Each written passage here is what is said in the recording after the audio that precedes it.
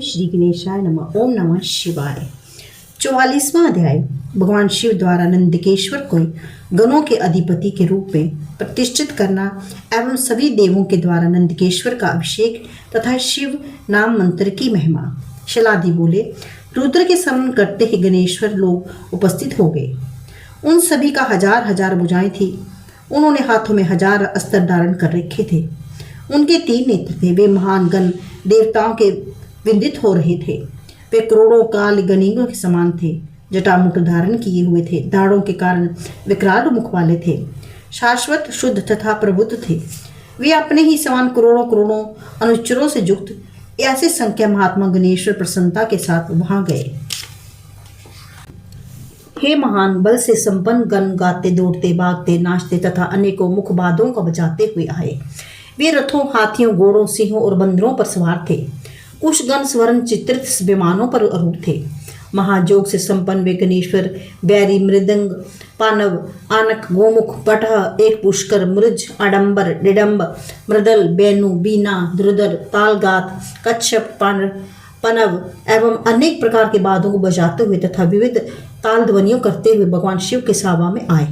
महान शक्तियों से युक्त तथा देवेश्वरों के ईश्वर उन गणेश्वरों एवं महादेव पार्वती का प्रणाम करके ये वचन कहा, हे महाबाल, हे देवे देवेश, हे त्र्यंबकम, हे वृषध्वज, आपने हम लोगों को शरण किस लिए किया है? हे देव, हे महादूते, आदेश दीजिए। क्या हम लोग समुद्रों को सोख लें? क्या जम को उनके सेवकों सहित मार डालें अथवा मृत्यु पुत्री तथा मृत्यु को मार डालें अथवा पद्म जोनि ब्रह्मा के पशु की भांति बध कर दे? क्या अत्यंत कुपित होकर हम लोग देवताओं सहित इंद्र को बाजू सहित विष्णु को अथवा दानव सहित दान दैत्यों को बांध कर जहाँ ले आए? हम लोग आपकी आज्ञा से आज किस घोर अनर्थ का कर डालें? हे देव, सभी कामनाओं की समृद्धि के लिए आज किसका उत्सव है? भगवान शंकर ने वैसा कहने वाले उन करोड़ों करोड़ों सभी सर्वपूज्य गणेश्वरों का सम्मान करके उनसे कहा, हे जगत के हितकार को सुनिए।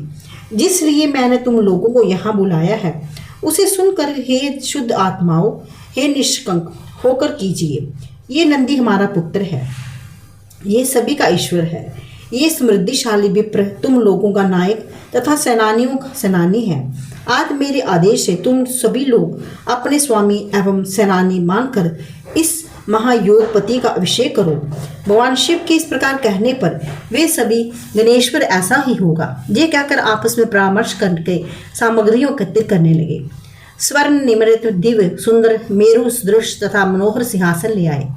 उन्होंने अनेक स्तंभों वाले उत्तम स्वर्ण को अप्रभा से युक्त लटकती हुई मोतियों की झालरों से सुशोभित मणियों एवं रत्नों से जटित वेद्र मणि के स्तंभों वाले के कनियों से सुशोभित सुंदर रत्नों से सम्मानित तथा सभी और मुख वाले मंडप का निर्माण करके उनमें मध्य उस सुंदर आसन को स्थापित कर पाद प्रतिष्ठा के लिए उसके आगे नील वज्र से जटित एक पाद पीठ रखा। उसके दोनों ओर उन्होंने 2 कलश रखे जो सुगंधित जल से भरे हुए थे तथा उनके मुख कमल पुष्पों से ढके हुए थे। सोने चांदी तांबे मिट्टी के हजारों कलश वहां रखे थे जो सभी तीर्थों के जल से परिपूर्ण थे। महात्मा परमेष्ठी ब्रह्मा ने दिव्य वस्त्र जुगल दिव्य गंध केऊर मुकुंडल मुकुट हार 100 शलाकाओं वाला छत्र और एक बाल व्यंजन प्रदान किया। शंख तथा मोतियों की माला के समान गौर वर्ण वाले दंड से सुशोभित चंद्रमा के समान शुभ्र वजन स्वर्ण का दंड लगा हुआ चामर बलिभांति पूजित ऐरावत तथा सुप्रतीक ये 2 हाथी विश्वकर्मा के द्वारा बनाया हुआ सोने का मुकुट 2 स्वच्छ तथा दिव्यकुंड श्रेष्ठ आयुध वज्र सोने का सूत्र तथा 2 केयूर वहां रखे गए। देवताओं के द्वारा पूजित उन गणेश्वरों ने चारों ओर अनेक प्रकार के अनंत सामग्रियों का सावधान होकर वहां उपस्थित कर दिया। तदंतर इंद्र सहित विष्णु आदि देवता मुनिगण भगवान ब्रह्मा नव ब्राह्मण देवताओं सहित सभी लोग प्रसन्नतापूर्वक वहां गए। उन सभी के वहां आ जाने पर भगवान परमेश्वर ने समस्त संस्कार विधि संपन्न कराने के लिए पितामह ब्रह्मा को आदेश दिया। तब उनके आदेश पाते ही भगवान ब्रह्मा ने भी ध्यानपूर्वक संपूर्ण अभिषेक कर्म संपन्न कराया। तत्पश्चात भगवान ब्रह्मा पूजन करके स्वयं उन पर अभिषेक किया। इसके बाद शिव के आदेश से विष्णु ने फिर इंद्र ने और लोकपालों गणेंद्र का विधि पूर्वक अभिषेक किया। तदंतर ऋषियों तथा पितामह आदि ने उनकी स्तुति की। तब सभी के स्तुति पर लेने पर समस्त जगत के स्वामी विष्णु ने सिर पर अंजलि बांधकर एकाग्रचित होकर उनकी स्तुति की, हाथ जोड़े हुए झुककर जय जयकार किया। तत्पश्चात सभी गणेश वरुण देवताओं और असुरों ने भी कर्म संपूर्ण कृत किया।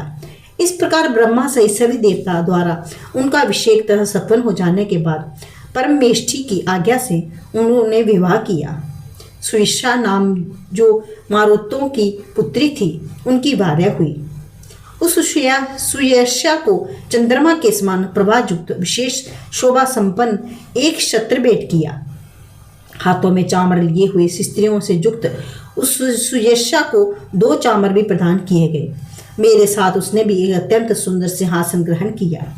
भगवती महालक्ष्मी ने मुकुट आदि सुंदर आभूषणों से उसे अलंकृत किया। उस देवी के गले का अति सुंदर हार भी प्राप्त हुआ। वृषेंद्र, श्वेत हाथी, सिंह, ध्वज, रथ और चंद्रमंडल के समान प्रभाव वाला स्वर्ण छत्र भी भेंट किया गया। अब मेरे समान कहीं भी कोई प्रभु नहीं था। मुझको परिवार सहित लेकर संबंधियों तथा बांधुओं को साथ लेकर देवी के समान परमा भगवान महेश्वर वृषध्वज आरूढ़ हो चल पड़े। तब मेरे तथा गणों के साथ शिव एवं पार्वती को देखकर मुनियों, देवर्षियों, सिद्धों, द्विजों ने सभी शिव जी का आज्ञा हेतु प्रार्थना की। तत्पश्चात हिमालय के पुत्री के पति प्रभु शिव आज्ञा से नंदी उन पूजने लोगों के लिए शुभ पाशुपथ आज्ञा प्रदान की। तब मुनिश्रेष्ठ से उनकी शिव जी आज्ञा पाकर मुनि लोग शिव भक्त हो गए। अतः सभी को शिव की पूजा करनी चाहिए। यदि कोई मनुष्य बिना नमस्कार किए शिव के नाम का उच्चारण करता है तथा उसे 10 ब्रह्म हत्या के समान घोर पाप लगता है। अतः सब प्रकार के नाम के आदि में नमस्कार का उच्चारण करना चाहिए। आदि में नमा अवश्य लगाना चाहिए। ऐसा करने वाले शिव तत्व को प्राप्त होते हैं। इस प्रकार श्रीलिंग महापुराण के अंतर्गत पूर्व भाग नंदकेश्वर अभिषेक नामक 44वां अध्याय पूर्ण हुआ।